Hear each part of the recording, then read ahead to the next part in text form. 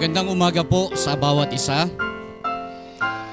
Happy Lord's Day, Blessed Sunday sa bawat araw po ng Panginoon ngayon, at ang araw po ng linggo ay ibinukod ng Diyos para sa atin, para tayo ay makapagpahinga at makapaglingkod sa Panginoon. Hindi naman tayo gugugol po na maghapon, ay hindi naman tayo maghapon mag-stay dito, kaya lubusin na po natin ang ating pag-stay, ang ating pong pakikinig, ang ating pong awitan, ang ating pong mga panalangin, lalo na po sa pakikinig ng mensahe ng Panginoon. Hindi ko nahihilingan na tayo ay umikot para magkamayan at we are crowded dito po sa lugar natin. At tatayo na po tayong lahat. Again, magandang umaga din sa ating nakakasama po sa FB Live. Magandang umaga sa aking pinsan na nasa San Guillermo, Isabela, Ate Helen. Kamusta rin po kay Ima. At sa bawat isa po na tunghay dito po sa ating FB Live. Magandang umaga po sa inyong lahat. Magsisimula na po tayo sa ating gawain. Mamayang hapon o mamayang sa last part ko na babatiin ang ating mga kaibigan, ang ating mga bisita. Alright, manalangin na po tayo at tayo po ay maghanda na sa pagsisimula ng ating programa. Brother Wilson, please.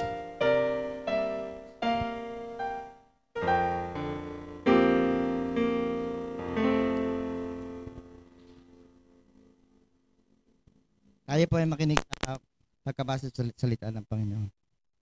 May binhi pa baga sa kalamig, oo, ang puno ng ubas at ang puno ng igos at ang granada at ang puno ng olibo ay hindi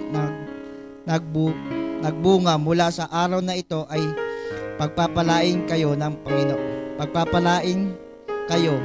At ang salita ng Panginoon ay dumating sa ikalawa kay Hagay ng 24 na araw ng buwan na nagsasabi, salitain mo kay Zorobabel na gobernador sa Juda na iyong sabihin, aking uugain ang langit at ang lupa at aking guguluhin ang luklukan ng mga kaharian at aking gigibain ang lakas ng mga kaharian ng mga bansa at aking guguluhin ang mga karo at yaong nagsisisakay sa mga yaon at ang mga kabayo at ang mga sakay ng mga yaon ay mga huhulog ang bawat isa sa pamamagitan ng tabak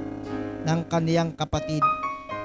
Sa araw na yaon, sabi ng Panginoon ng mga hukbo, kita'y kukunin, o Zorobabel, sa aking lingkod na anak ni Setel, sabi ng Panginoon, at gagawin kitang pinaka-panata sapagkat pinili kita, sabi ng Panginoon ng mga hukbo.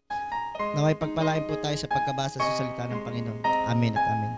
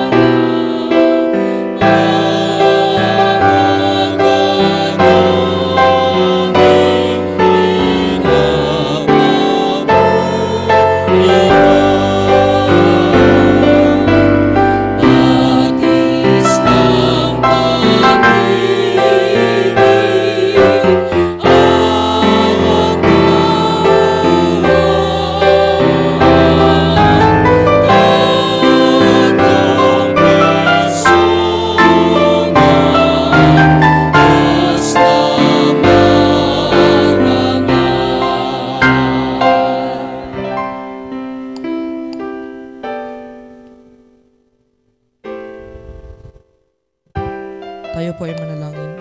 Panginoon makapangyarihan sa lahat, maraming salamat po sa pag-iingat niyo po na aming buhay, Panginoon, na makapunta po sa church, Panginoon, para po makasambulit ngayon sa araw na ito, Panginoon. Maraming salamat, Panginoon, bagong oportunidad na makapasama ulit kami. At ingatan niyo po kami sa maghapon, pagpalain niyo po kami at bigyan niyo po ng magandang boses po, ang special number po at nakuha mamaya. Sa pangalan ni Jesus, Amen. Please remain standing. Awit po tayo ng isang himno. Sa Diyos ang luwalhati. To God be the glory. Awit po tayo, no? Awit po tayo sa Panginoon. Ready? Sing.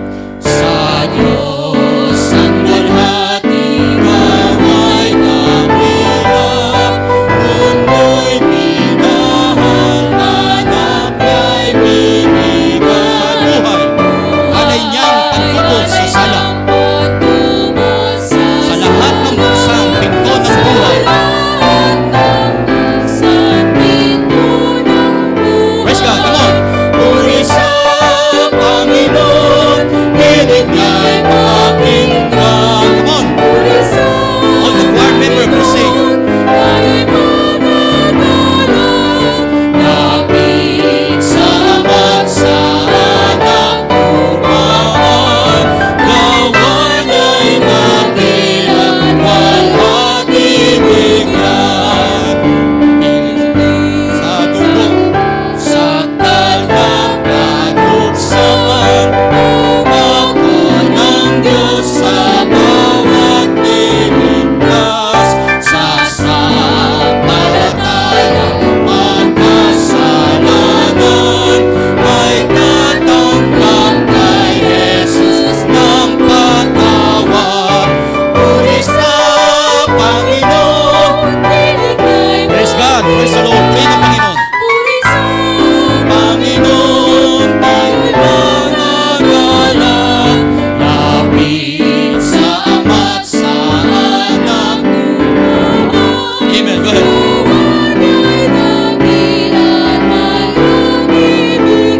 Next stanza. Tawag, turo niya sa ating kabilang, alak natin kay Jesus nagkabilang. Ngunit kalisay sa nakihilig ka. Come on! Praise God! Puri sa Panginoon. Praise God! Kay pakinggan, puri sa Panginoon, nagagat, lapit sa Ama, sa Anak, tumaan, gawan ay dakila, walhati bigyan. Amen. One more song. O Haring Diyos, dakila ka. Awit po tayo, no? Go.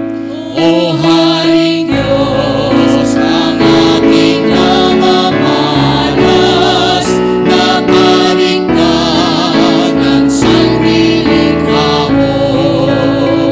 Araw bituin, mga bundok at dagat, patunay sa kapangyarihan mo.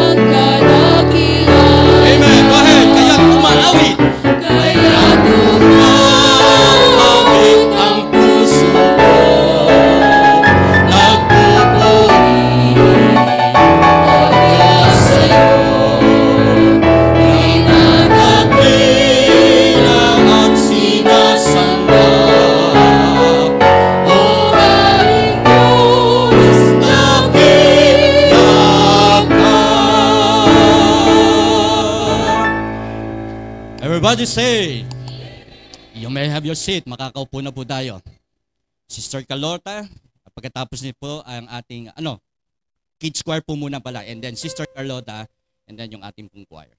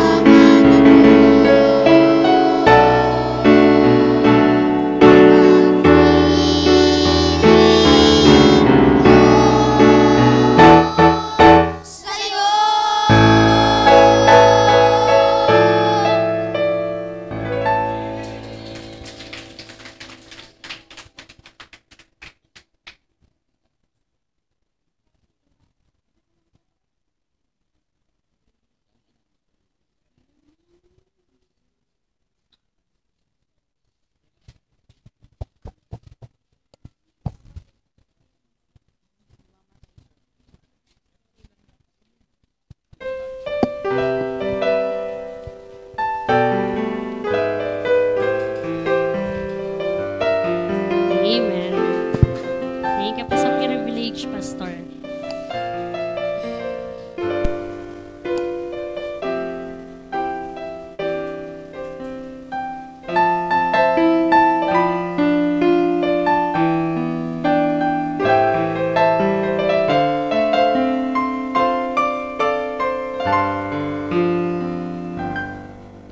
Sa Panginoong Jesus, ako magtitiwala sa biyaya niya't habag. Buhay ko'y may kalinga sa pagsubok at lumbay. Naroon siya't dumaramay. Ang Panginoo'y tapat kailanpaman. Kung ika'y nalalamin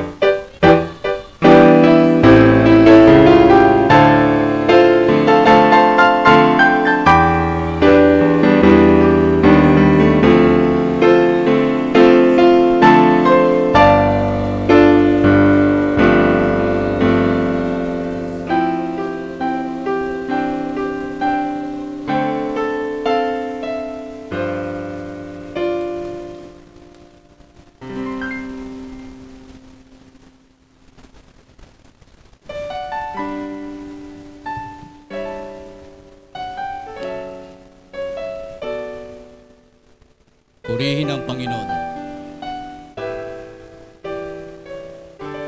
Inihanda na ang ating mga sarili, ang ating puso't kalooban sa mga awitin, sa mga panalangin. At this time tayo po ay magbibigay tuon na sa pakikinig ng salita ng Panginoon. Kaya mga teachers, you settle down the kids para tabihan ninyo. At iiwasan na po natin ang palakad-lakad. Wala munang magsasalita, wala munang makikipagkwentuhan. At walang batang may hawak ng cellphone. Lahat ay makikinig. Dahil ito po ang ating main thing. Ang pinaka pagkain po natin, maliban doon sa naririnig nyo ngayon. Lahat kayo mga, baka mahati ang isip at puso ninyo, ha? Spiritual po muna tayo ngayon. Spiritual muna tayo ngayon. Ako'y natutuwa at nagagalak na meron po ako nagiging katuwang pagdating po sa pulpit ministry at mga nakakaalalay po pagdating sa music. May mga tumutugtog, may nakikita kayong mga umaharana sa atin dito na may mga tinuturuan na tayo. One day, makikita nyo silang magpe-perform dito. I hope, Preacher Lester, na sila'y, kung halimbawa magkaroon tayo ng Christmas cantata this December, ay makapagbigay na sila ng musika para sa atin. Alright, but further ado, ihanda na po natin ang ating puso't kalooban sa pakikinig po ng salita ng Diyos. Preacher Lester Yabut.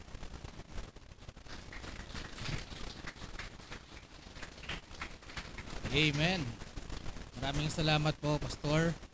At tayo po muli nagpapasalamat sa ating Panginoon sa pribilehiyo po, no?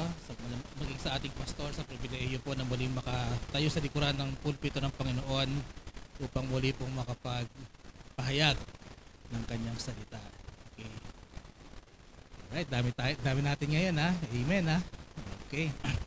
Mga sandali lang po tayo. 2 hours lang. Mabilis lang po ito. Bago tayo makakain ng pisikal na pagkain, pakakainin muna po tayo ng spiritual. Amen? Amen. Tumayo po tayong lahat at buklatin po natin ang ating mga Biblia sa Book of Colossians. Yan po ay nasa New Testament, bandang dulo po iyan. Book of Colossians chapter 3. Colossians 3 ang text po natin. Main text today ay from verse 1 to 10. Kung nakita na po ay magbanggit ng Amen. Share your Bibles please. Share your Bibles at ang ating TV ay may sakit, ano? May sakit yung TV natin. Kaya kung may Bible po kayo, share po natin sa mga katabi natin upang mabasa po nila sa sarili nila ang salita ng Panginoon. Sabay-sabay na po natin itong basahin. Colossians 3:1-10. Ready? Begin. If ye then be risen with Christ, seek those things which are above, where Christ sitteth on the right hand of God. Set your affection on things above, not on things on the earth. For ye are dead, and your life is hid with Christ in God. When Christ, who is our life, shall appear, then shall ye also appear with him in glory. Mortify therefore your members which are upon the earth, fornication, uncleanness, inordinate affection, evil concupiscence, and covetousness, which is idolatry. For which things sake the wrath of God cometh on the children of disobedience, in the which ye also walked sometime when ye lived in them. But now ye also put off all these: anger, wrath, malice, blasphemy, filthy communication out of your mouth. Lie not one to another, seeing that ye have put off old. Verse 10. And have put on the new man, which is renewed in knowledge after the image of him that created him. Tayo po muna ay humingi ng gabay sa ating Panginoon. Let us pray. Ama naming banal na nasa langit, purihin po ang inyong pangalan sa araw na to, na kami po ay makakapag-aral ng inyong salita. Salamat, Panginoon, sa wisdom na ibibigay niyo sa amin sa aral na aming mapupulot po sa pamamagitan po ng pag-aaral ng inyong salita. Ang dalangin ko, Panginoon, buksan po ninyo ang mga puso ng bawat makakapakinig ng pangangaral na ito, Panginoon, at maisabuhay po namin ang bawat wisdom na makukuha namin ngayon. Maraming salamat po, Panginoon. Patuloy niyong hawakan ng bawat isa. Maging ang inyong lingkod, Panginoon, ay inyong itago sa inyong likuran upang marinig po nila ikayo at niya. Maraming salamat, Panginoon, sa inyong mensahe. Ito ang aking padalangin sa pangalan po ni Jesus. Amen. Tayo po ay makakaupo na. Colossians 3:1-10. Okay? So, dito sinasabi ni Pablo sa mga taga-Kolosa, no?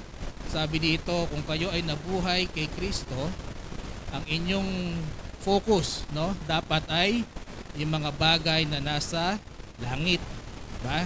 Hindi yung nandito sa lupa. Okay. So ngayon, pag tinanong natin, di ba, sa uri ng pamumuhay natin dito sa lupa, ang tawag po doon ay lifestyle, no? Anong ibig sabihin ng lifestyle? Style of life. Sa Tagalog, ito po ay uri ng pamumuhay, kung paano tayo nabubuhay sa araw-araw. At minsan, ang uri ng pamumuhay natin, yung lifestyle natin, nade-determine sa pamamagitan ng edad. So halimbawa, sa mga bata, ano ang gusto nyong gawin araw-araw?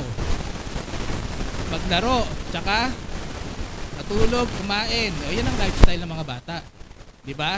Kahit naman nung bata kayo, wala naman kayong problema, no? Parang ang sarap gumising sa umaga, may pagkain na. Ang problema niyo lang paggalit nanay niyo sa inyo. 'Di ba? Napapanood niyo ba ngayon may hinahabol ng patpat? Ano yung sabi ng bata? Nanay, wag mo ako paluin, ha? Yun lang ang problema ng mga bata. Tama po ba? Kapag ang mga magulang galit sa mga bata, pagpapaluin sila. Pero ang lifestyle nila, maglaro, kumain, at pagka-estudyante na, mag-aral. Yan ang lifestyle ng mga bata. Minsan naman, wag na natin anhin yung ibang edad. Okay. Minsan ang lifestyle natin nade-determine ng pangyayari sa buhay. Halimbawa ay mula ng pagkabinata mo, kung ikinasal ka, nagbago ang lifestyle mo. Diba? Hindi na tulad nung dati. Kung dati, ang iniisip mo lang sarili mo, ngayon, kasi pati na asawa mo. Diba, Brother Cyril? Walang sisihan, ano? Okay. Yan, lifestyle na, diba nagbago? Nung ikinasal ka last year, at salamat sa Panginoon, umabot kayo ng 1 year. Hindi po, sa ating pananampalataya, wala pong paghihiwalay. Ang paghihiwalay po natin ay pag namatay na ang iyong asawa. Huwag niyo namang patayin, kasalanan din ho yun. Okay?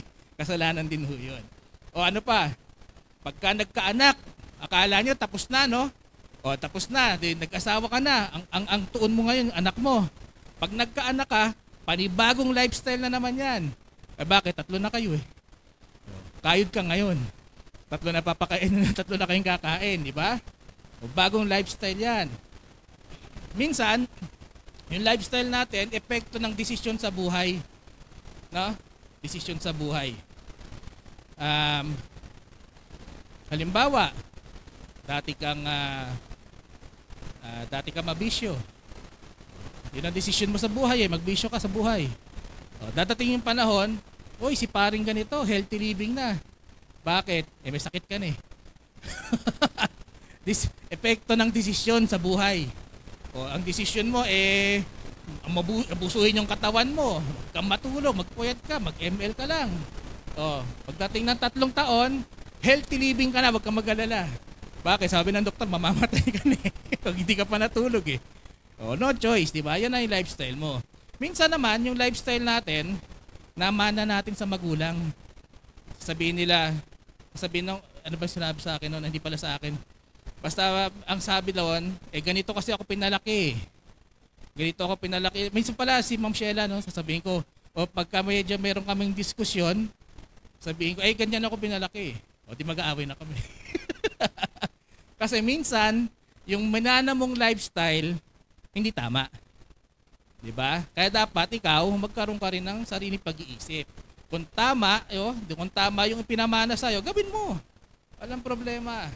Pero kung mali, baguhin mo. Okay?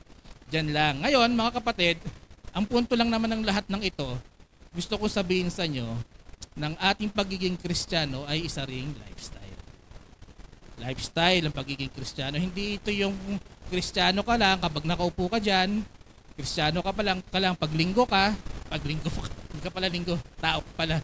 Kristiyano ka lang kapag linggo, pero pagdating ng Lunes, balik na. Okay, balik na tayo. Lunes na eh. Sa linggo na lang ulit. Okay, hindi lifestyle yun. No? Ngayon, ito yung dapat na lagi nating pinapractice kahit si pastor hindi nakatingin. Kahit hindi alam ni pastor. Dapat, yung pagkaisipan natin, yung uri ng pamumuhay natin, ay uri ng pamumuhay ng isang Kristiyano. Kasi Kristiyano tayo, yun ang paniniwala natin. Ngayon, kung Muslim ka, hindi yun ang lifestyle mo. O, diba? Kung Hindu ka, yun ang lifestyle mo. Pero tayo, Kristiyano tayo. Kaya dapat na uri ng pamumuhay natin sa Kristyanismo. No? Tatlong bagay po, no? Paano natin, ang title pala natin ay English naman, Christianity is a lifestyle. Christianity is a lifestyle. Tatlong bagay para tayo masali sa lifestyle na to. Una, be awakened. Magising muna tayo. Pangalawa, be aware. Nung nagising ka, dapat meron kang awareness. At pangatlo, be active. Be awakened, be aware, and be active. Tulad na nabanggit natin kanina, ang lifestyle, uri ng iyong pamumuhay. Kung paano ka namumuhay araw-araw. Now, yung Christianity, yung pagiging Baptist, hindi po ito yung ginagamit lang. Sino nag-apply ng trabaho dito? Sino nag-apply ng trabaho, nag-a-apply ng trabaho? Sino nag-fill ng buy data? Sino na nakaranas na magsulat sa buy data? Di ba may nakasulat doon, religion. Okay? Yung pagiging Baptist natin, hindi lang yun para may mailagay ka doon. Kasi yung ginagawa natin, ako, Kristiyano ako. Anong religion mo? Kristiyano, may ilalagay ako. Diba? Hindi yun ang purpose ng ating pagiging Kristiyano. Sa atin naman, ang mga matagal na mga naging Kristiyano, sana alam natin. Alam natin kung ano yung pinasok nating lifestyle. Matagal ka ng Kristiyano, matagal ka ng ligtas, matagal ka na nagpupunta sa church, matagal ka na nagbabasa ng Biblia, matagal ka nang nakakarinig ng pagtuturo ng salita ng Diyos. Baka hindi mo alam, na lifestyle to pinasok mo. O ngayon, malalaman mo. Ngayon, sa ating mga candidates for baptism tomorrow, amen. Nakakatuwa, na makita ko po kayo ngayon. Wala po ako last week salamat po sa mga nanalangin. Pero ako po ay nagagalak na bukas po ay meron tayong mga mananampalataya na susunod sa tubig ng bautismo. Kaya ngayon, alamin nyo, ito ang buhay na papasukin nyo. Okay? Alamin nyo ha. Pastor, baka mabawasan pa to.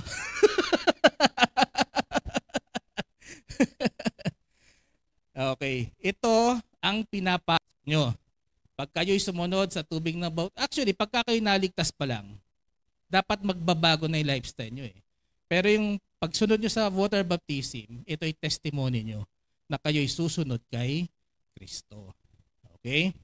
Hindi yun tulad nung, kumbaga parang magiging miyembro ka ng church na ito kasi dito ka na bautismuhan Pero hindi hindi po doon natatapos yun. It is a change of lifestyle. Ang pagsunod po kay Kristo, kailangan niya ng pagbabago ng hindi po barong, puso. Okay? Pagbabago ng puso, a change of heart. Kailangan nating baguhin?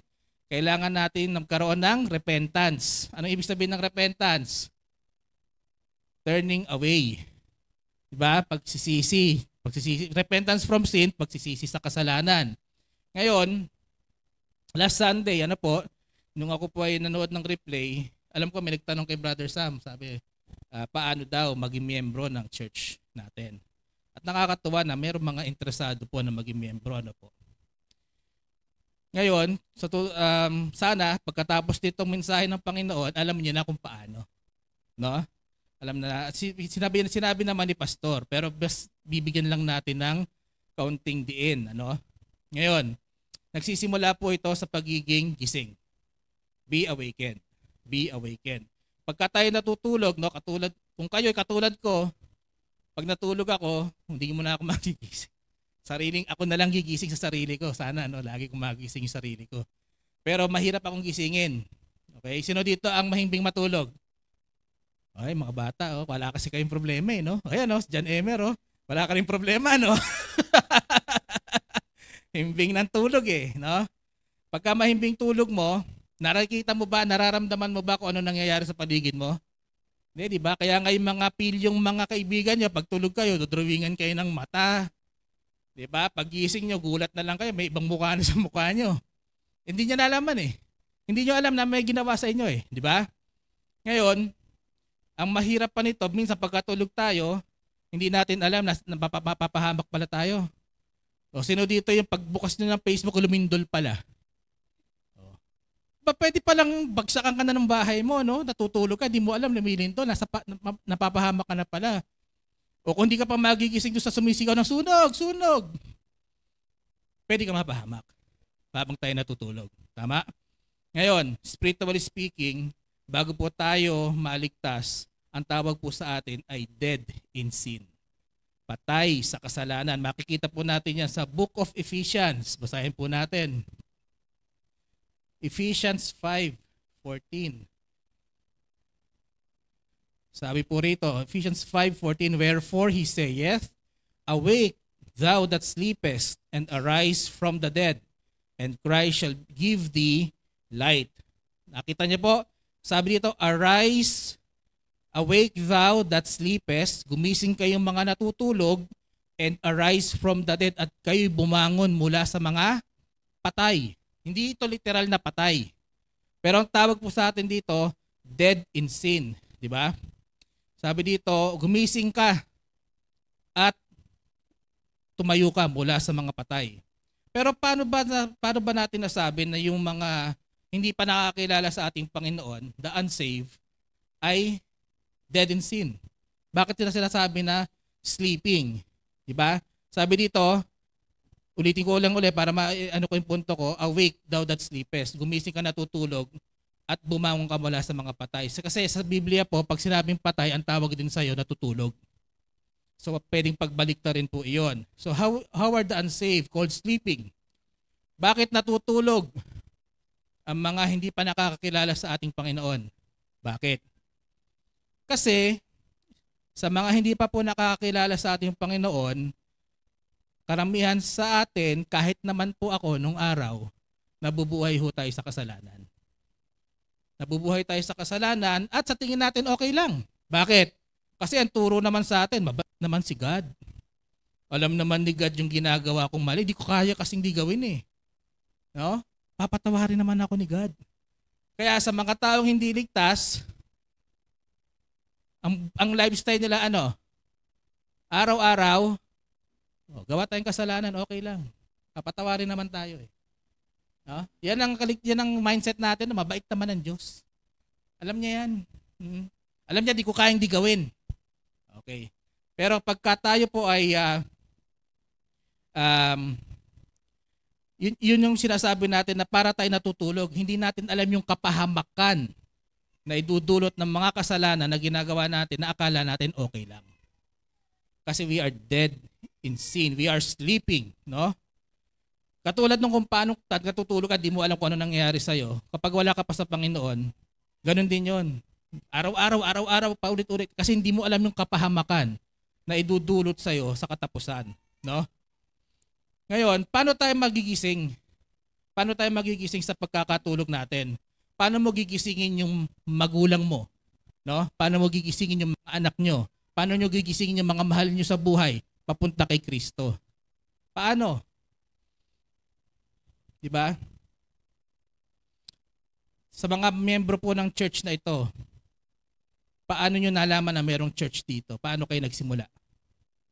Paano nyo nalaman? Naimbitahan. Sino nag-invite sa inyo? Si pastor, mga anak, no? Ang nagigising sa atin, sa mga magulang natin na hindi pa nakakilala sa Panginoon, yung mga soul winners natin. Yung kahapon, no, na nakita ko sa Facebook, na naglalakad at nagmimigay ng tracts at nagpapakalat ng salita ng Panginoon. Yan ang mga alarm clock ng mga taong wala pa kay Kristo. Sila ay nagsasabi sa inyo na meron tayong babayaran sa ating mga kasalanan, pero merong tao Diyos na naging tao na nagbayad na nito para sa atin. Kung tayo lamang ay mananampalataya. Yan ang mga soul winners natin. Sila ang ating mga alarm clock, ang mga preachers, ang mga pastor. Di ba? Kasi para magising ka, Brother Wilson, anong dapat gawin sa'yo para magising ka? Dalawang bagay lang, di ba? Sisigawan ka o kukurutin ka. Pero kung hindi mo kayang magising sa sarili mo, merong tao na dapat gumising sa inyo. Spiritually speaking, yan din po ang ginagawa ng mga soul winners natin. Ginigising tayo from sleeping, being dead in sin. Romans 10:13. Ito po ang sabi ni Pablo. Romans 10:13. Sabi po niya rito, 13-15, "For whosoever shall call upon the name of the Lord shall be saved. How then shall they call on him in whom they have not believed? And how shall they believe in him of whom they have not heard? And how shall they hear without a preacher? And how shall they preach except they be sent? As it is written, how beautiful are the feet of them that preach the gospel of peace and bring glad tidings of good things." Kaya kayo kahapon, sa lahat ng soul winners natin na hindi lang kahapon, kundi sa mga nakaraan pa, sa mga susunod pa, sabi ng Biblia, how beautiful are the feet of them that preach the gospel of peace. Mga humahayo para ipakilala si Kristo sa buong mundo. Now, yan ang sinasabi po dito sa ating banal na kasulatan. Inisa-isa niya, paano magigising ang isang hindi paligtas kung hindi niya maririnig ang tungkol sa magandang balita? Paano makakarinig ng magandang balita kung walang magpapahayag?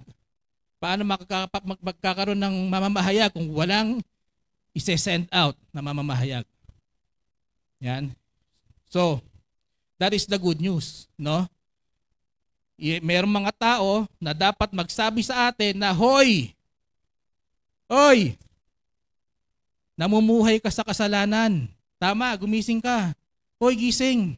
O sa mga bata rito, di na nila alam yun.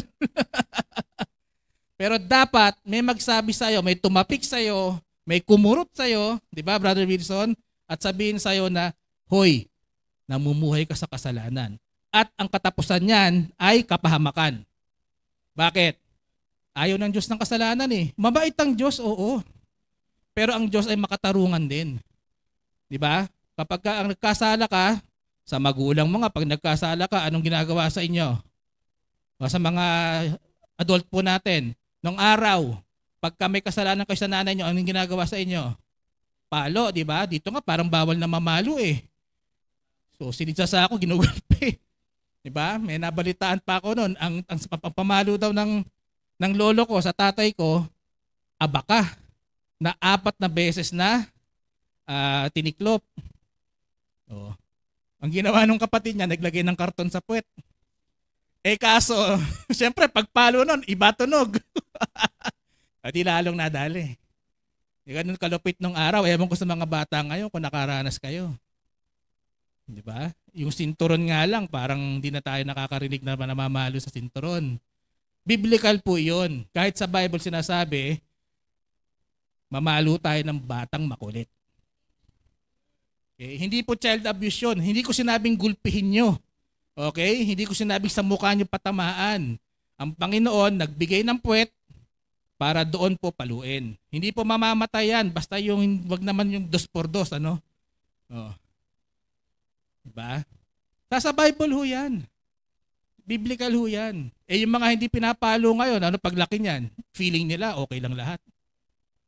Hindi na rin sila mamawalo. Hanggang yung mga anak nila, gano'n na rin. Kaya tayo, yung henerasyon natin na hindi tayo namamalo, again, huwag niyong gulpihin ha, paluin niyo. Pagka hindi nila natutunan na mali yung ginagawa nila, sa susunod na henerasyon, ganun gagawin hanggang ang buong mundo mapuno ng masasamang tao. Kasi akala nila lahat ng ginagawa nila tama eh. Tama po ba mga magulang? Magmamalo kayo pag may kasalanan.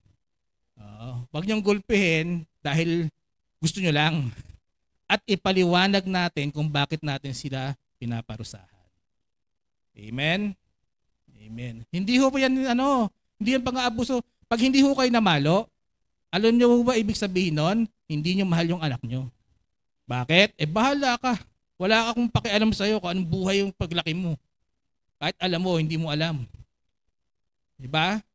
Oo. Huwag naman yung palong na hindi dumampi eh. Nung araw nga, napapaluhod pa kami sa munggo eh. Oo. Tingnan mo, preacher oh. Pastor, oh. Napalo kami. Oo. Alam namin, mali yung ginawa namin eh. Oo. Diba? O yan, medyo na ano tayo. So, sino? Diba? Katulad nung binabanggit natin, kailangan din may pumalo sa atin, may tumapik sa atin, huy, maling ginagawa mo, namumuhay ka sa kasalanan. Pero alam niyo po ba, na hindi lang naman doon natatapos. Pag nag-soul win ka, hindi lang naman doon sasabihin mo, ikaw, makasalanan ka, magugulpi tayo niyan. Sa mga lugar na pupuntahan natin, sabihin mo, makasalanan eh. Pero ang talagang binibigay natin doon, awareness sa kasalanan ng tao at ang mabuting balita na kahit tayo nagkasala, meron tayong tagapagligtas. Yan po, awaken. Yan po ang paggising sa atin, ano? Na meron tayong tagapagligtas, si Jesucristo, siya po ay Diyos na nagkatawang tao. Nung siya nasa lupa, hindi po siya nagkasala. Wala po siyang nagawang kasalanan. Siya po ay ipinako sa krus. Siya po ay namatay, inilibing. At pangatlong araw, ano nangyari? Siya ay nabuhay na mag-uli para makonquer niya, masakop niya ang kamatayan at kasalanan. At sabi ng Biblia, kung sino man ang mananampalataya sa Panginoon, sa Panginoong Hesus bilang kanyang Panginoon at tagapagligtas, sila po ay hindi na mapapahamak sa apoy ng impyerno. Yan po ang magandang balita. Hindi po natin kayang iligtas ang sarili natin. Sino dito yung nakakakita sa Facebook ng ligtas points? Hindi po totoo yun. Ligtas points. O sige, hanggang kailan? O, wala ngang walang passing score eh. O, tapos pag nagkasala ko, bawas na naman. Parang eleksyon, dagdag bawas. O. Hindi po ganun ang kaligtasan. Meron po tayong kasiguraduhan sa kaligtasan, si Jesucristo. Pananampalataya po natin na siya ang umako ng lahat ng kasalanan natin sa krus ng Kalbaryo upang sa ganun tayo magkaroon ng kaligtasan. Yan. At sino nagsabi sa inyo nito? Ako, di ba? Kasi ako nandito. Di ba? Pero nung nagsisimula pa lamang tayo, sino ang gumising sa inyo sa pagkakatulog? Di ba? Hindi po ba ang ating pastor? Siya yung nagtsatsaga diyan, naglalakad. Di ba, Sister Alexis, saan kayo nakita ni pastor? Sa daan, di ba? Sa ilalim, sa paanan ng bundok. Biruin niya, ako nga, di ako akit dun eh. Hihingalin ako ron. Pero ang pastor natin nagtsaga. Di ba? Kasi ngayong buwan na to, gusto ko lang i-point out, no? Yung kahalagahan kung bakit natin sineselebrate ang buhay ng ating pastor bilang pastor. Amen? Yung kanyang pagsagot sa kanyang panawagan mula sa Diyos. Kasi bakit? Kung hindi niya sinagot yung panawagan niya, makakarinig ba kayo ngayon dito ng salita ng Diyos sa lugar na to? Wala. Sa iba siguro. Baka dadayo pa kayo sa malayo. Kung wala si pastor, wala po yung church natin dito. Wala pong magpapahayag ng salita ng Diyos. Kaya i-appreciate po natin ang ating pastor. Masaya ba kayo? Nagpapasalamat ba kayo sa ating Panginoon na binigyan tayo ng pastor sa lugar na to? Amen. I-appreciate po natin. So, yan ang first step sa pagpasok sa Christian lifestyle. Gising. Gising muna tayo sa ating pagkakatulog. Malaman natin, aminin natin, tayo makasalanan, wala tayong magagawa. Kahit yung gawang mabuti nyo, wala yan. Hanggang kailan? Pag wala ka ng pera, wala ka na magbigay. O di hindi ka naligtas? Ganun ba yun? Pagpurihin ng Panginoon, hindi dahil sa yaman, hindi dahil sa kaya mong gawin, kundi sa kayang gawin ng Panginoon natin. Kaya tayo may kaligtasan. Doon ang dapat nating kagisingan. Di ba? Ngayon, pagkagising ka na, di ba? Alam mo na kung ano ang dapat na mayroon ka muna, kaligtasan muna para makapasok ka sa Christian lifestyle. So pupungas-pungas ka na ngayon, nagising ka na. Kinurot na si Brother Wilson. Natampal na, gising na. So ngayon, paggising mo, anong unang gagawin mo? Di ba, anong tawag doon? Yung sa mata? pupungas-pungas, beautiful eyes ka muna. O, tapos titignan mo yung awareness. Asaan ka? Diba? Sino yung kasama mo? Sino yung tumampal sa'yo? Baka di mo kilala yan. Ginising ka. O, so yung second point po natin. Diba? Ang una, be awakened. Pangalawa, be aware. Pagkagising mo, maging aware ka sa paligid mo. O ngayon, gising ka na. No? Karamihan sa mga tao na ligtas, sa tumanggap sa ating Panginoon Kristo, hindi tinatanong ito. O ngayong ligtas na ako, ano na? Kasi yung iba dyan, patuloy lang sa dating ligtas sila kung sila ay toong tumanggap na ng palataya. Pero minsan, ang nangyayari, patuloy lang sa dating nilang ginagawa. Ngayon, basahin po natin. No, Romans 6, the book of Romans lang din. Romans 6, 3-4. Sabi po rito, Romans 6, 3-4. Know ye not that so many of us, as were baptized into Jesus Christ, were baptized into his death? Therefore we are buried with him by baptism into death, that like as Christ was raised up from the dead by the glory of the Father, even so we should walk in the newness of life. Sabi ni Pablo sa mga taga-Romans, ngayon kilala mo na si Kristo. Anong dapat mong gawin? Tinanggap mo na siya bilang Panginoon na tagapagligtas. Ang nangyayari, nababautismohan tayo sa kanyang kamatayan at bilang patay kay Kristo, tayo naman ay, di ba, we become dead in Christ. O teka muna, medyo nalilito na ako. Kanina, dead in sin. No, hindi pa tayo nakakakilala sa ating Panginoon, dead in sin. Nung nakakilala tayo sa Panginoon, dead in Christ, kailan ako mabubuhay ito? Puro kamatayan na lang. Lilinawin ho natin yan. Patay ka dahil sa kayong mga kasalanan. Nung nakakilala ka kay Kristo, sumama ka sa kanyang kamatayan. Pero, purihin ng Panginoon dahil kung si Kristo nanatiling patay, kahit manampalataya ka sa kanya, patay ka pa rin. Sumama ka sa kamatayan eh. Pero purihin ng Panginoon, siya ay nabuhay na muli. Kaya napakahalaga na wag nating sasabihin at wag nating kakalimutan pag tayo nangangaral, pag tayo nagsosolvin, yung nabuhay uli si Kristo. Kasi doon nakahawak ang ating pananampalataya. Yan. Okay, so malinaw na. Diba? Akala ko bang bibigyan ako ni Kristo ng eternal life? Bakit sinasabi dito, dead in Christ? Sa verse 4, maiintindihan po natin. Nung tinanggap natin ang ating Panginoon si Kristo na tayo ay nilibing kasama ng kanyang kamatayan at dahil siya ay nabuhay na mag-uli, tayo rin po ay nabuhay uli para lumakad sa bagong buhay. Yan po ang ibig sabihin nun. Dead in sin, naging dead in Christ at dahil si Kristo ay nabuhay uli, we also arise. We also be alive with Christ pero sa bagong takbo ng buhay. Yan yung reason Kaya po kayo mga nanay ng mga candidates for baptism, kaya kinakausap tayo ni pastor na pag tayo na ng palataya na, we really encourage everyone na sumunod sa tubig ng bautismo. Bakit? Yung water baptism po kasi, ito ay public testimony na ipinapakita nyo sa mga tao na kayo ay tagasunod ni Kristo. May mga witness, katulad ko, andun ako bukas, magiging witness ako, na kayo ay sumunod sa ating Panginoong Kristo. Nakakilala kayo sa Panginoon at kayo susunod sa Kanya. Ito po ay simbolismo, Paano, sino bang nakakaalam na kung ano mangyayari bukas? Ikaw na mag-explain dito. Mangyayari bukas, kaya tayo may tubig, kasi ang bautismo po, simbolismo na tayo inilulubog at inililibing kasama ni Kristo. Ay hindi naman pwedeng sa lupa tayo ilibing. Matagal yan, maghuhukay pa eh. Kaya simbolismo na lamang po sa tubig, pagka tayo po ibinabang ganon at tayo ay nakalubog. Diba, Brother Cyril? Lubog na lubog. Muntik pang malunod si Brother Cyril eh. Diba? Nilubog. Yun po ay simbolismo na tayo ay namatay kasama ni Kristo. Ngayon, kapag hindi kayo agad inangat, baka may galit yung pastor sa inyo. Doon na kayo. Dapat iaangat kayo. At yung pag-angat nyo mula sa pagkakalibing, yun naman po ang simbolismo na muli kayong nabuhay kasama ni Kristo. Na kayo ngayon dapat lumakad sa lakad ni Kristo. Yan po ang dahilan ng gagawin natin bukas. Kaya napakahalaga po sa buhay ng isang Kristiyano, sa buhay ng isang mananampalataya na sumunod sa tubig ng bautismo. Mga kaibigan, ano?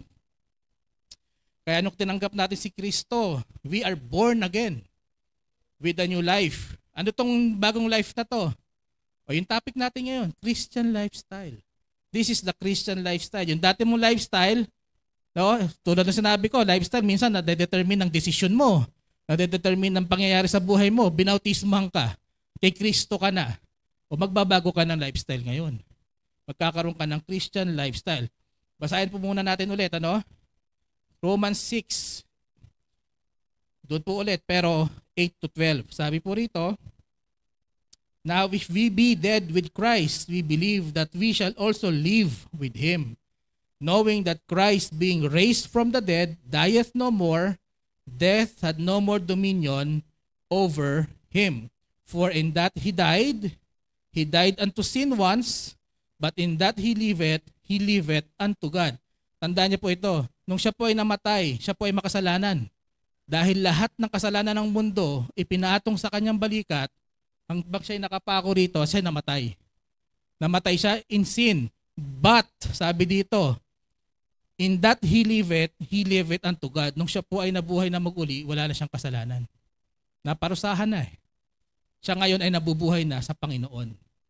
Verse 11, likewise, reckon ye also yourselves to be dead indeed into sin, but alive unto God through Jesus Christ our Lord. Sinasabi po rito, kung ikay nanampalataya, nabautismohan, ganun din. Ikay namatay na dapat sa iyong mga kasalanan. Sinasabi nga ng Biblia na dapat yung mga kasalanan mo na ipako na kasama ni Kristo doon. Dapat wala na sa inyo yan. Okay? Sabi dito, but alive unto God through Jesus Christ our Lord. Let not sin therefore reign in your mortal body, that ye should obey in the lust thereof. Sabi po rito. Hindi naman sinasabi rito na bawal ka ng well, bawal naman talaga, no? Pero minsan, dahil meron pa tayong karnal na lupa, pangangatawan, minsan nagkakasala pa rin tayo.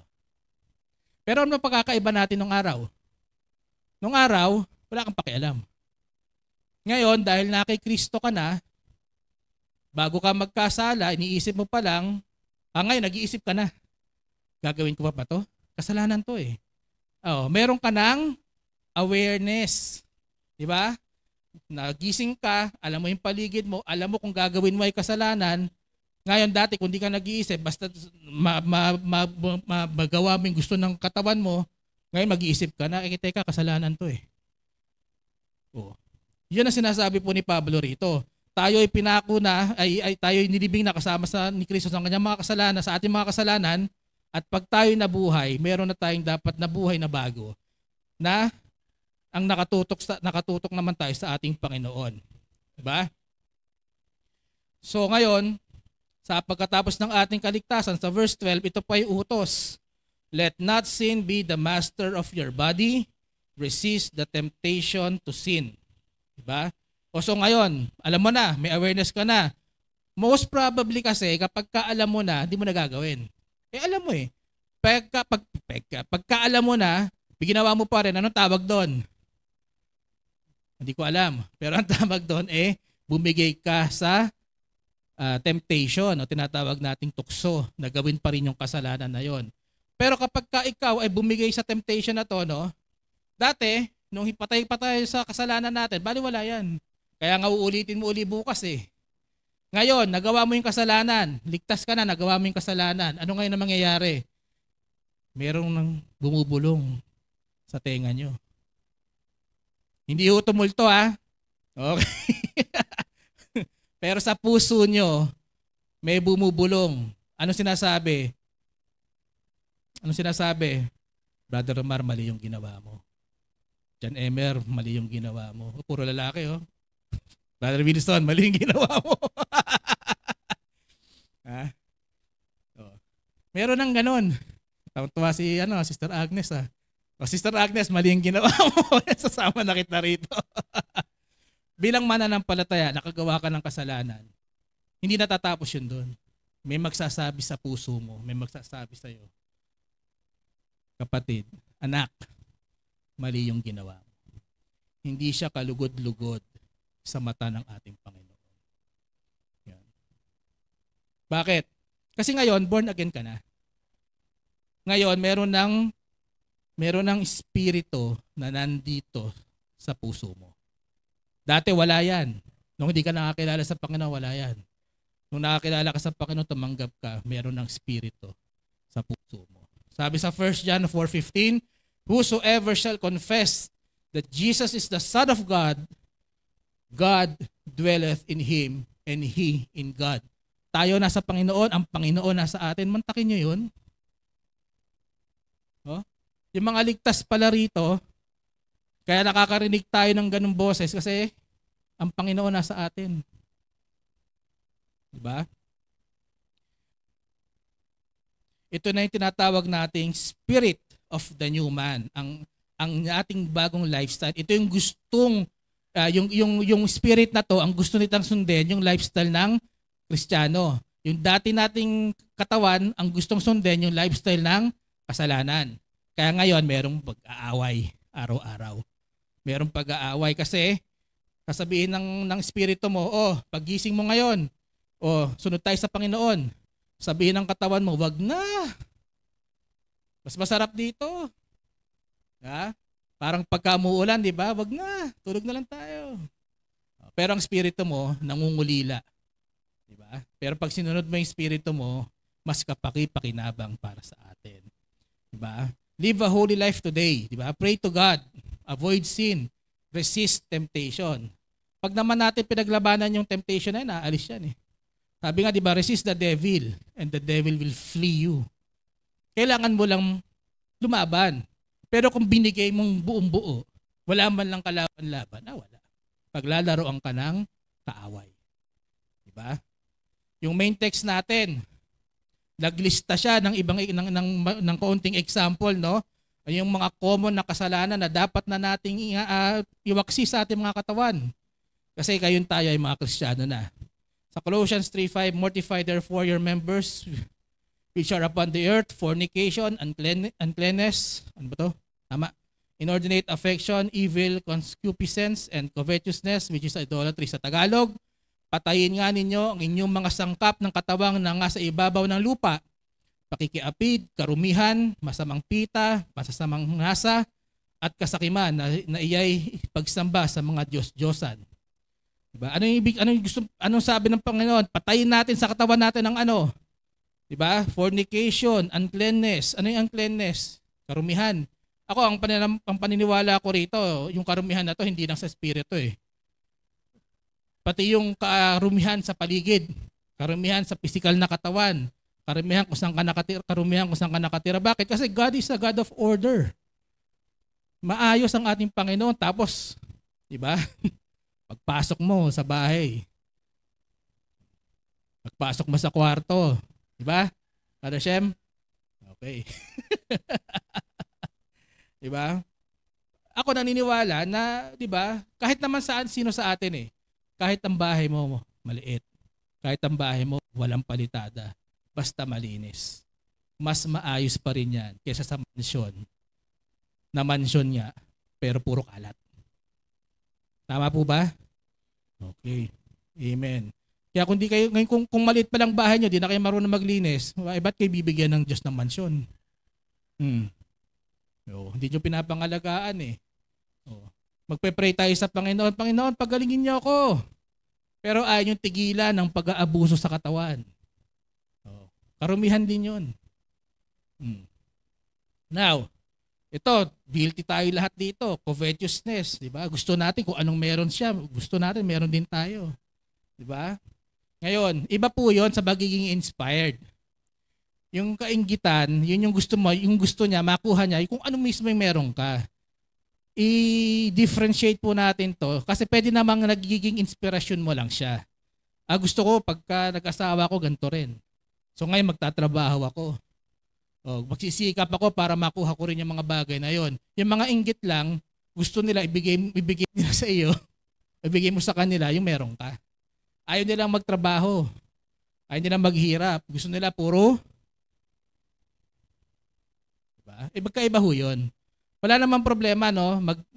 Halimbawa, si Brother Cyril, guwapo siya. 'Di ba? Gusto ko rin maging gwapo. So ngayon, di ako magpupuyat, no?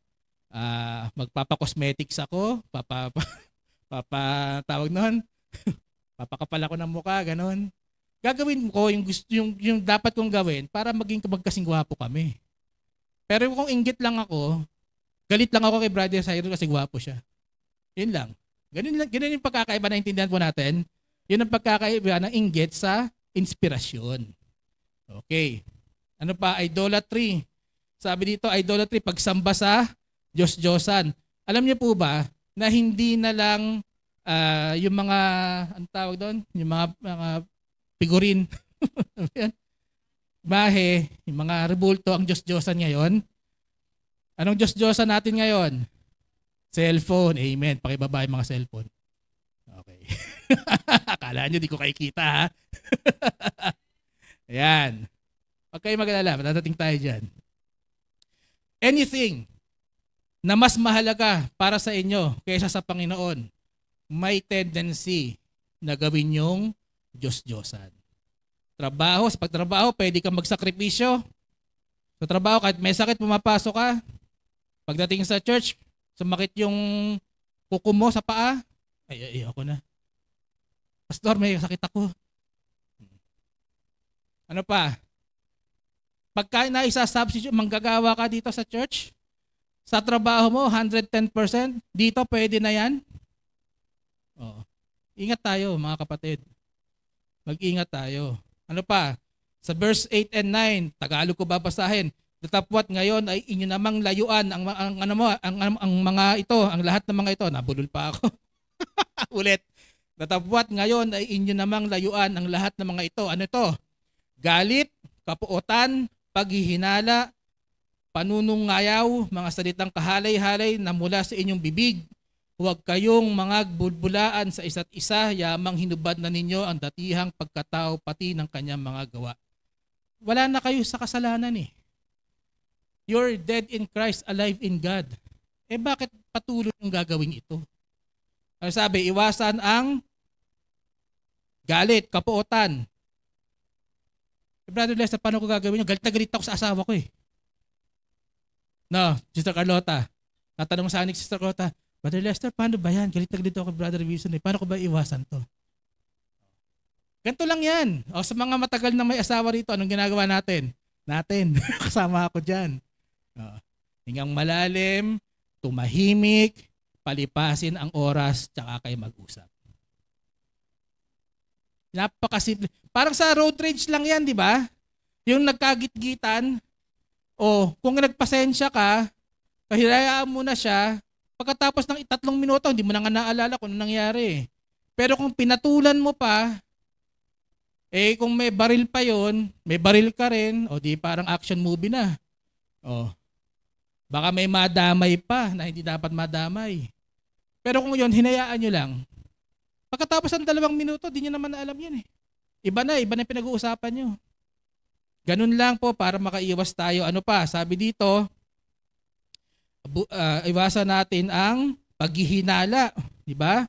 Yung tinatawag na malice and blasphemy. O paano tayo makakaiwas doon?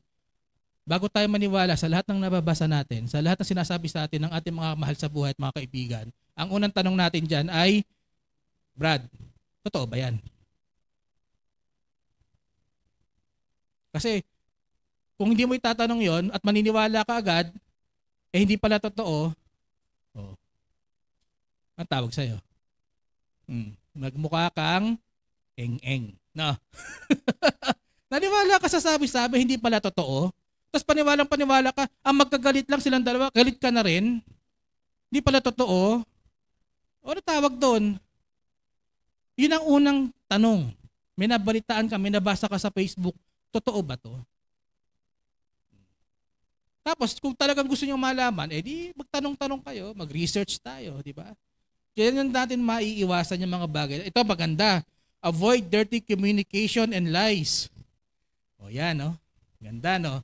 Iwasan ang salitang, masasamang salita at kasinungalingan. Sabi dito, ako may kilala akong ganito. Hindi dito, no? Siyempre hindi tiga rito. Baka madulas pa ako eh. Pero may kilala akong Kristiyano, pero ano yan, napaka-active. Diba? Pagdating sa Facebook, araw-araw yan. 5 beses magpo-post yan. Mga verses sa Bible. Yan. Makikita ba, magpipicture pa yan na active siya sa ministry nila. Oo. Pero pagkausap mo yan, puro mura yan. Ang salita niya, ang sentence niya, ang period niya, mura. So paano yun? Kristiyano ka. Sinasabi mo sa lahat ng tao, Kristiyano ka. Pero pagkausap ka nila, puro mura, puro paninira sa ibang tao, puro kasinungalingan. Ang sabi ng ating Panginoon, lahat ng sinungaling ay pupunta sa impyerno. Revelations 21:8 po yan, kung gusto niyong basahin. Lahat ng sinungaling ho, Sabi ng ating Panginoon, ang dumudumi sa pagkatao mo ay kung ano yung lumalabas sa bibig mo. Matthew 15:11. Basahin niyo mamaya. Hindi yung pagkain na kinakain nyo ang nagpaparumi sa inyo, kundi ang lumalabas sa bibig nyo. Mag-ingat tayo, mga Kristiyano. Lalo na nandito kayo ngayon. Kita ko kayo kung sino kayo. Ngayon, i-stalk ko kayo sa Facebook. Okay? So ngayon, ang challenge ko, okay, pwede na. Pastor, challenge ko sa lahat na nandito, labas lahat ng cellphone, yung kaninang itinago. Labas. Buksan nyo yung Facebook account nyo, pati mga hidden Facebook account nyo, pakita nyo kay Pastor. Yan ang challenge ko. Kung sino man ang magpapakita ngayon kay Pastor ng yung mga secret accounts. Buksan nyo. Sige, pwede. Pastor, humingi akong pahintulot. Sige, taas nyo yung mga cellphone nyo. Buksan nyo yung Instagram.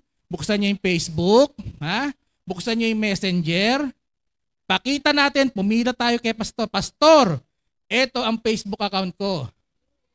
Ano kaya ang makikita? Anong klaseng muka ang madidisplay sa mukha ni Pastor pagkita niya sa Facebook nyo? Challenge. Bibigyan ko na 1,000. Oy, nagdi-delete ha? Ano? Challenge ko kayo. Bakit? Yan yung lifestyle nyo eh. Anong groups yung pina-follow nyo? Pangalan pa lang, minsan mahalay na eh. Pero Kristiyano kayo. Nag-share kayo ng gawain ng Panginoon. Tignan nyo yung wall nyo. Hardin ng panalangin. May BCK. Ano pa? Salita ng buhay. Share. Tapos mamaya may share kayo na pambihira. Anong klaseng Kristiyano kayo? Aray ba? Ganun, bigti. Bigti na lang tayo. Kayon, kung nahihiya tayong ipakita kay Pastor yung cellphone natin, mas mahiya kayo sa Diyos kasi walang sikreto sa Diyos.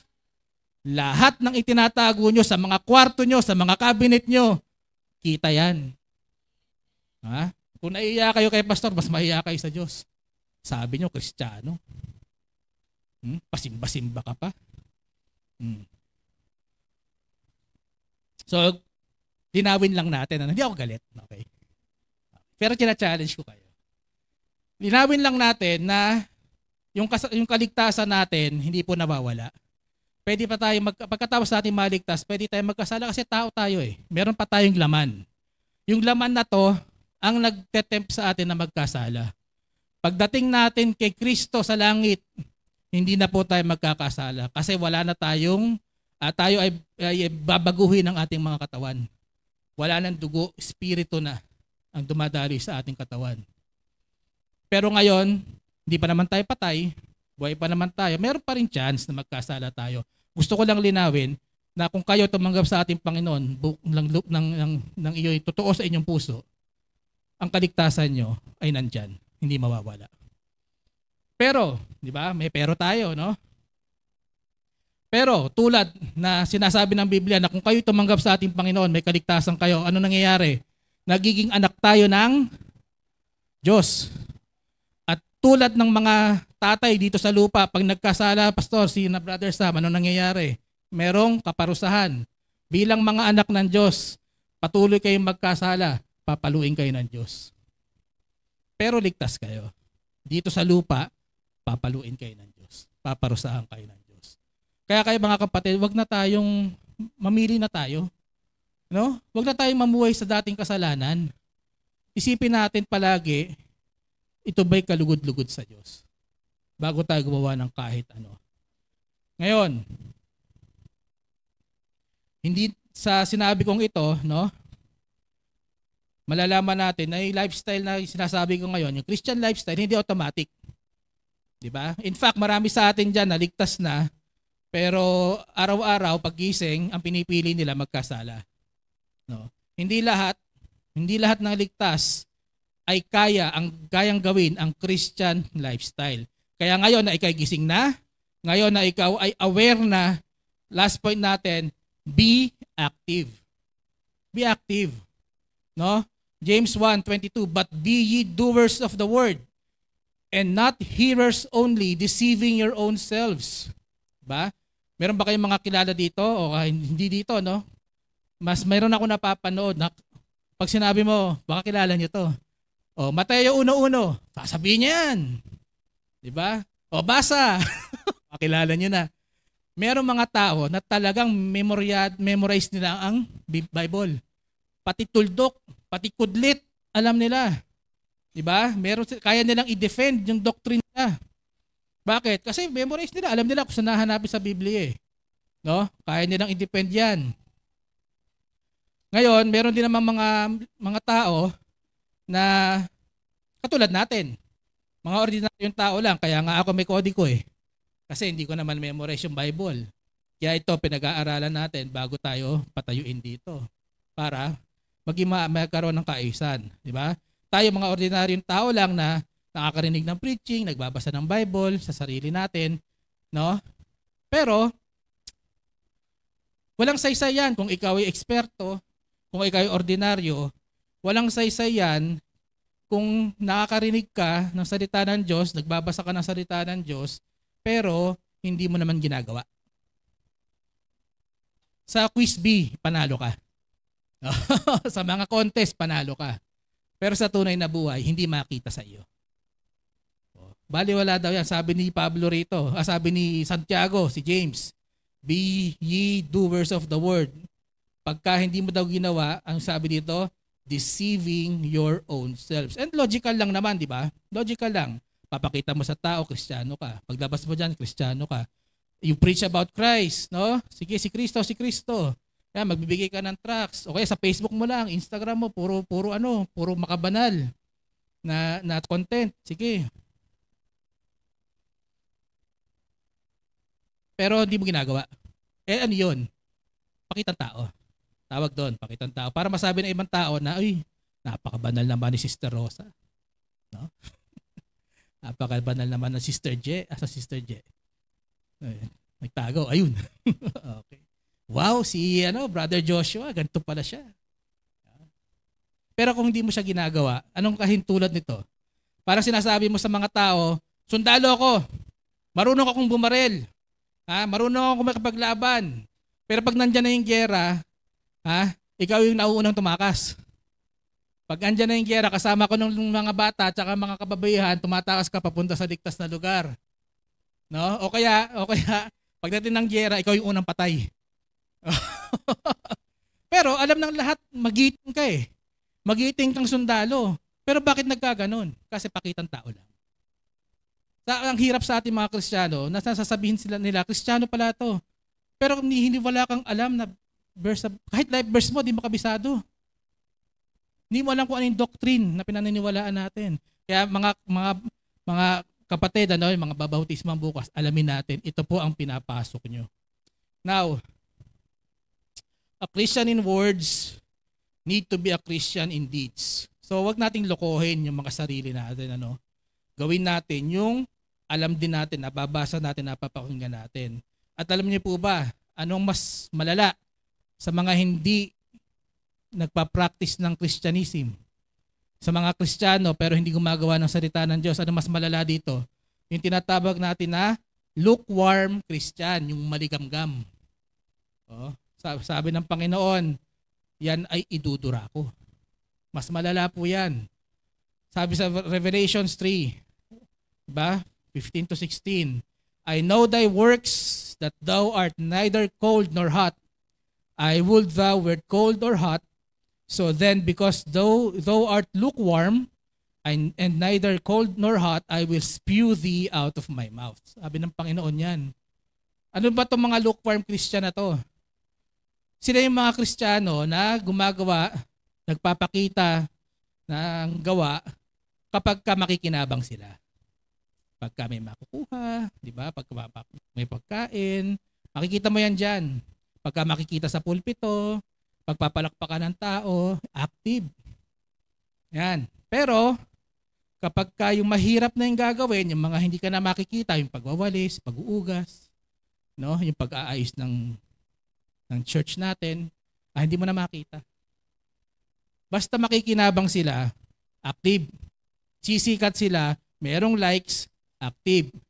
Pero yung sa likod, yung gumagawa sa likod, hindi mo makikita yan. Wala yan. Ang tawag dyan, lukewarm Christian. No? Maligamgam lang. Gumagawa lang kapag ka may pakinabang. Pero wala naman silang, pag nakita mo, wala naman silang ginagawa. No? Pero hindi makatulong sa dapat gawin sa church. So maging consistent tayo. No? Maging consistent tayo mga kapatid. Pagka tayo naging Kristiyano, patunayan natin na hindi lang sa isip, hindi lang yung alam natin, hindi lang sa sinasabi natin, hindi lang yung pinopost sa Facebook, pero sa araw-araw na gawain po natin. Yan. Anong rule of thumb? Para malaman mo. Diba, hindi naman ako eksperto sa Biblia eh. Hindi naman ako eksperto, hindi naman ako nakapakinig palagi eh. Diba? So ano dapat mong isipin para malaman mo kung yung Christian lifestyle ba ang ginagawa mo? Bago ka magsalita, bago ka gumawa, bago ka magdesisyon, ang iisipin mo, ito ba ay magbibigay ng kaluwalhatian sa Panginoon? Ito ba ay magiging pleasing sa kanyang mata?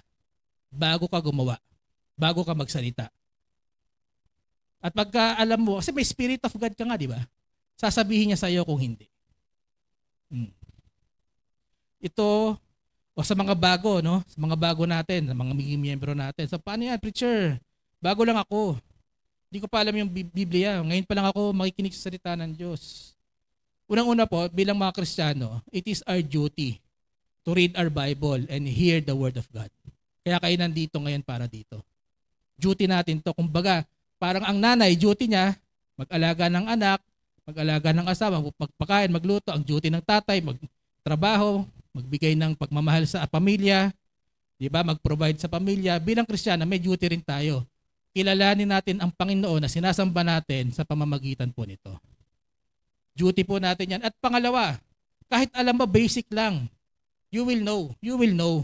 Pag tinanong mo sa sarili mo, malalaman mo to. Bakit? Sabi ng Biblia, 1 Corinthians 3:16, know ye not that ye are the temple of God and that the Spirit of God dwelleth in you. Nasa inyo ang Panginoon. Nung nakuha niyo ang kaligtasan, nasa inyo ang Panginoon. Kaya sasabihin sa inyo kung tama ang mali ginagawa mo. Kung tayo tunay na ligtas, the Spirit of God is in us. Yan po yung little voice na nag-guide sa atin at sinasabi niya sa atin kung ano ang dapat ng ating gawin at kung ito ba ay mali sa paningin ng Panginoon. Mga kapatid, you have the Spirit of God in you. Nasa inyo, nasa loob nyo ang Espiritu ng Panginoon. Huwag nating sayangin ito. Baka kasi ang nangyayari, nasasayang natin to kasi namumuhay tayo sa kasalanan eh. Huwag nating sayangin ito. I hope na next time, no, na tinanong ka, anong religion mo? Diba? I hope next time na nag-fill ka ng biodata mo, sinasabi religion, Baptist, diba? Sana maging maayos yung pakiramdam mo. Bakit? Kasi hindi lang sa salita eh, hindi lang sa label na ikaw ay tunay na gumagawa ng kung ano man ang dapat gawin ng isang Kristiyano. No? Na tuwing umaga, ang ginagawa mo, hinahayaan mong Diyos ang manguna sa buhay mo. Okay? Christians, set your affection on things above, not on things on earth. God bless you. Let us pray. Panginoon namin Diyos, maraming salamat po sa inyong salita na aming natutunan ngayong hapong ito. Tunay, Panginoon, na ang pagiging Kristiyano, Panginoon, ay hindi lamang sa salita, Hindi lamang sa panalangin, Panginoon, kundi maging sa gawa. Tulungan niyo, Panginoon, ang bawat isa na narito. Mga bagong Kristiyano, mga susunod sa tubig ng bautismo, sa mga lumang Kristiyano, sa mga nagbabalik na Kristiyano, na nawa, Panginoon, ay magising sila at mapakinggan ang katotohanan ito, na ang pagiging Kristiyano ay hindi lamang tuwing nasa simbahan, hindi lamang tuwing linggo, kundi araw-araw mula iyong pagkagising hanggang sa iyong pagtulog, na ang dapat na isinasabuhay namin ay ang buhay ni Kristo, ang buhay ng Kristiyano. Panginoon, maraming salamat po na narinig namin ang wisdom na ito. Ang aking dalangin ang bawat nakapakinig, ang bawat makakarinig, Panginoon, hawakan niyo po ang mga puso nila. Magkaroon sila ng awakening, O Lord. Magkaroon sila ng realization na oo, Kristiyano ako pero sa pangalan lang. Nawa tulungan tayo ng Panginoon na maging Kristiyano sa ating mga gawa, sa ating mga salita, sa mga desisyon na ating gagawin. Humingi po tayo ng tulong sa Panginoon.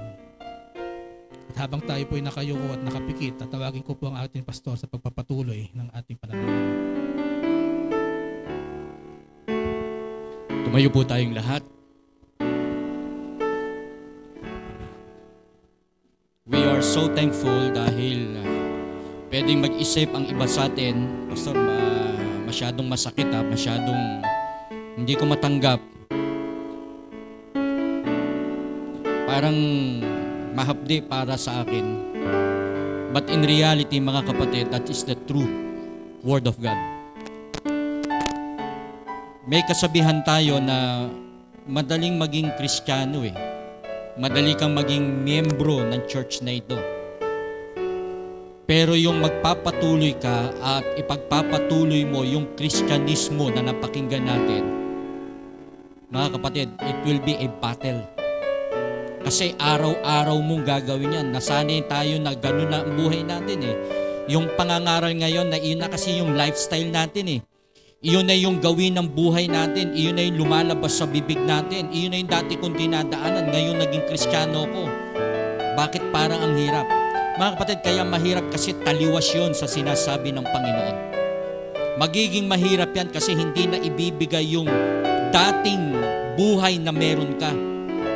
Actually, mga kapatid, kung yung pa rin ang ipamumuhay natin, yung dati, malungkot pa rin Nasa kapamahakan pa rin.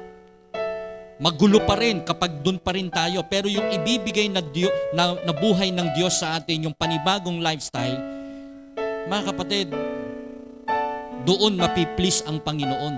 Doon malulugod ang Panginoon. Masakit, mahirap, pero iyon yung ikabubuti natin sa dulo. Kasi maraming bagay na ibibigay at iaalok ang dyablo, ang sanlibutan, na maganda, maayos, maganda sa pakiramdam, pero sa dulo nun kapahamakan, sa dulo nun panganib, sa dulo nun ay bangin. May kapahamakan, pero yung ibibigay ng Diyos, mahirap, pero magiging kapakinabang. May kapayapaan. Alam nyo ba, doon din magsisimula ang blessing ng Diyos? Kapag lumakad ka ng may kabanalan sa Panginoon. Set your things on things above. Huwag sa mga bagay sa sanlibutan. Habang ako'y nakikinig, mga kapatid, kung hindi namin inuna ang Panginoon, uunahin ko ang mga bagay na karnal, matatapos pala pero walang pakinabang. May mga susunod sa tubig ng bautismo, may iba dyan, mga kapatid, sabihin ko sa inyo, umatras na. Dahil yung iba hindi pinayagan, yung iba dahil magpapalit daw ng relihiyon, yung iba kasi, mga kapatid, kayo na ang humusga. Ang church na ito'y walang ipinapangaral, hindi ang relihiyon. Hindi ang pagiging Baptist, kundi ang itinuturo ay kay Kristo. Ang Diyos na nagkatawang tao, ang Diyos na ibinigay ang kanyang buhay para sa kaligtasan. Hindi mo kinakailangang magtrabaho pa para maligtas. Ginawa na ni Kristo yan Now, I will ask and I'll open the altar. I don't care kung mahaba o maikli ang mensahe, pero napapanahon po ang mensahe ngayon. Mahaba ang oras natin sa TV, mahaba ang oras natin sa trabaho, mahaba ang oras natin sa paglalaro, mahaba ang oras natin sa mga gadget natin. Pero mga kapatid, ano ba yung oras natin pagdating sa Panginoon kumpara sa paglilingkod? You can come, sabi mo, Panginoon, iba ang lifestyle ko ngayon. Iba yung pagkakilala ko sa iyo. Gusto kong maranasan talaga yung new man, the spirit-filled life, yung buhay na talagang Kristiyano. Mga kapatid, kaya ang ibang tao, kahit anong invite natin, hindi natin ma-invite kasi iba ang lifestyle talaga. Malibang sila ay magising, katulad ng mensahe po ngayon. Sila ay gisingin natin. I have thanked the Lord sa mga soul winner kahapon, sa mga namigay ng pulyeto. Tama yon. We are giving a warning to them. Tinatapik natin sila, kinakatok natin sila. Yung iba'y walang mga tao sa bahay, pero inipit natin yung mga pulyeto na yan, na sinasabi natin merong church na nagpe-pray para sa kanila, na merong tagapagligtas na pwedeng magbago ng buhay nila. Kahit umuulan, kahit maputik, kahit hindi patag ang daan. That is a lifestyle, mga kapatid, na gusto natin. Hindi naman natin ginagawa yan. Ngayon, ginagawa na natin. Dating inaabutan ka ng pulyeto, ng mga babasahin. Ngayon, ikaw na ang nag-aaral. Mahirap talaga, mga kapatid. Pagtatawanan ka. Oh, si kapatid pala yan. Bakit iba na?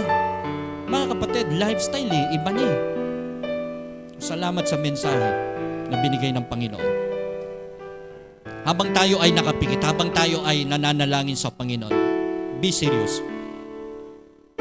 I mean business with God, mga kapatid. Sa mga bisita natin, sa mga umaattend na sa church, I mean business with God. The blessing is true, mga kapatid. Ang pagpapala ng Diyos ay totoo, pero we have to change the lifestyle. Totoo ang Diyos na sinasamba ng aking pamilya. At gusto kong sabihin sa inyo, mga kapatid, sambahin din ninyo ang Diyos na ito na aming pinaglilingkuran. And the Lord will bless you more. Panginoon, marami pong salamat sa mensaheng aming napakinggan.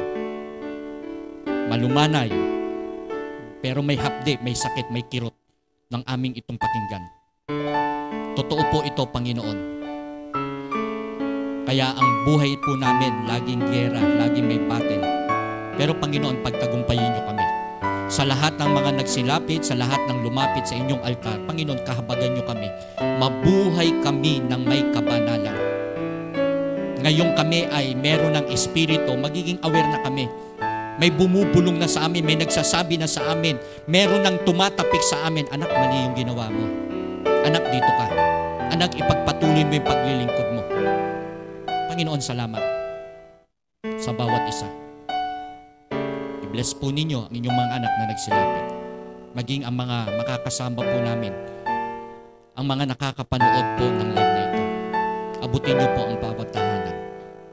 Maraming salamat po sa pangalan ng aming Panginoong Yesus. Everybody say, Amen at Amen.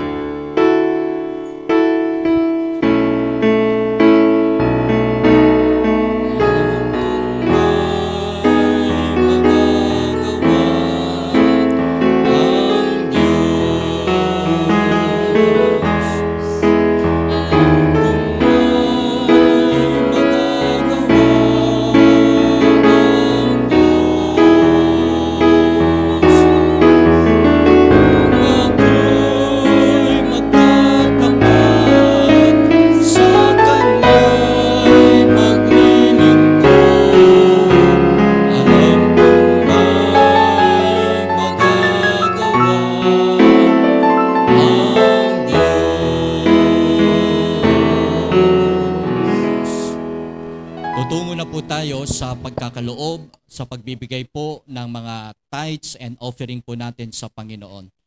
Para po sa mga nakakasama po natin at regular po na pong nakaka-attend, ang ating pong tithes ay ginagawa lamang po ng mga members.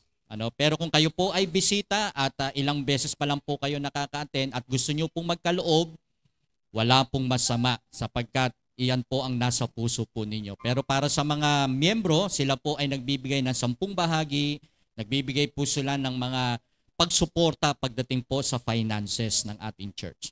Habang tayo po ay nagpiprepare at nagre-ready, aawitin po natin yung inawit ng choir kanina. Ano bang title nun? Dakilang pagmamahal. Binigyan mo ako.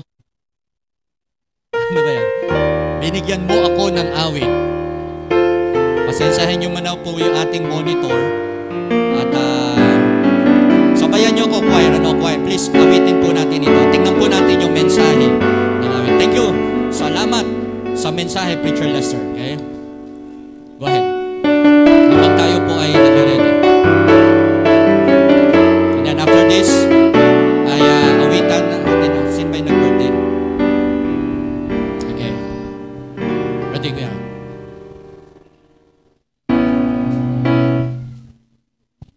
One more.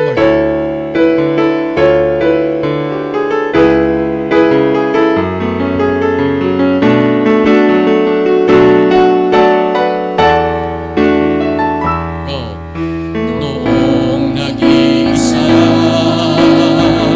buhay ko'y magulo, walang umaalalay, walang umagabay, hirap at suliranin ang aking tanay, sinikap kong lutasin ngunit second stanza. Ngayong kasama ka, buhay ko'y gumanda. Binigyan mo ng kulay, pinuspos ng pag-asa. Hirap magsuliranin, dumating sa buhay. Jesus, ikaw ang nagbibigay ng sigla. Binigyan mo ako ng awit, awit ng buhay. Praise God.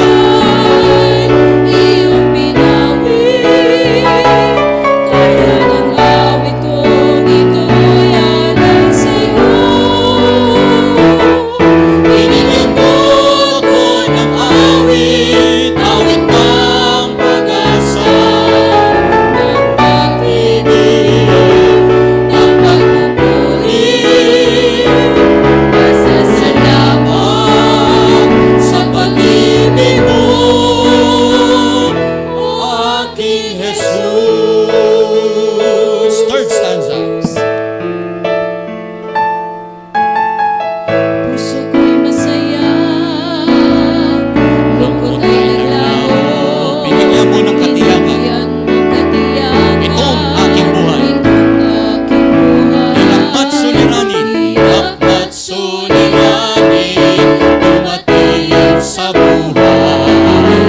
Jesus, ikaw ang nagbibigay ng ayun na po tayo. Para soul, stand up. Binigyan mo ako ng awit, awit ng buhay. At ang lumbay, iyong pinawit. Kaya't ang awit ko, ito'y alay sa'yo. Binigyan mo ako ng awit, awit ng pag-asa, ng pag-ibig, ng pagpupuri,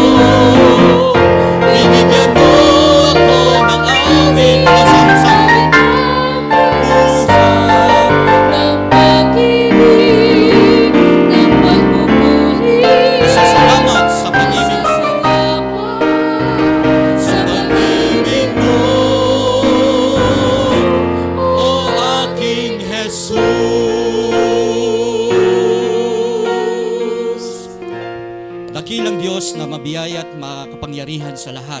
Maraming salamat po sa mga mensahe na aming napakinggan sa fellowship ng bawat isa. Maging dakilang Diyos sa mga offering na ito, sa mga tithes na ito na binigay niyo po sa bawat sa amin. Na kung bakit kami may naibigay sapagkat kayo nga po ang unang nagkaloob. May mga trabaho kami na galing sa inyo, may kalakasan kami na galing sa inyo. Binigyan nyo kami ng oras at panahon sa pangangalakal, sa pagtatrabaho namin. Kaya dapat lamang, Panginoon, na ipagkaloob namin lahat ng ito. Kumpara at ikukumpara, Panginoon, sa lahat ng ipinagkaloob nyo sa amin ay hindi kayang tumbasan ang pagmamahal nyo, Panginoon. Minsan pa, dakilang Diyos, ay ibalik nyo ito ng doplit higit sa mga anak po ninyo na patuloy pong nagtitiwala na kayo rin, Panginoon, ang magbabalik. Maraming salamat po. Ito ay aking panalangin sa ngalan ng aming Panginoong Hesus. Amen at amen. Makakaupo na po tayo. Alright, ang ating pong announcement. Maraming salamat po sa mga nakasama natin. At kaya po ganito ang ating panahon ay dahil po sa meron po tayong bagyo. Ano? At hindi ko alam kung kung ito ay tatama ng lupa, pero ganyan po ang ating panahon ngayon. Nag-declare ng isang buwan na El Nino, tag-init, tapos po niyan biglang magdi-declare ng La Nina ng isang buwan. Ano po ang panahon natin ngayon? Hindi katulad dati, pag sinabing tag-ulan, 2 hanggang 3 buwan talagang puro ulan.